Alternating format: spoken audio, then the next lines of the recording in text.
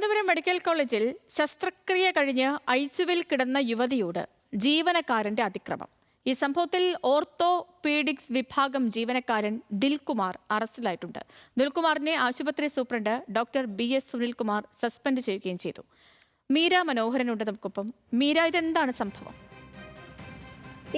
കഴിഞ്ഞ ദിവസമായിരുന്നു തിരുവനന്തപുരം മെഡിക്കൽ കോളേജിൽ ഇത്തരത്തിലൊരു സംഭവം നടന്നത്. തിരുവല്ലം സ്വദേശിയായിട്ടുള്ള ഈ ആശുപത്രിയിലെ ജീവനക്കാരൻ ഈ സംഭവത്തിൽ എന്തായാലും അറസ്റ്റിലായിട്ടുണ്ട്.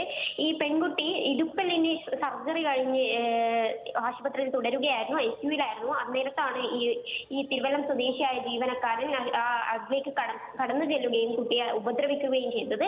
പിന്നീട് വൈകുന്നേരം കുട്ടിയുടെ ബന്ധുക്കൾ വന്ന സമയത്താണ് കുട്ടി ഈ വിവരം തുറന്നു പറയുന്നത്.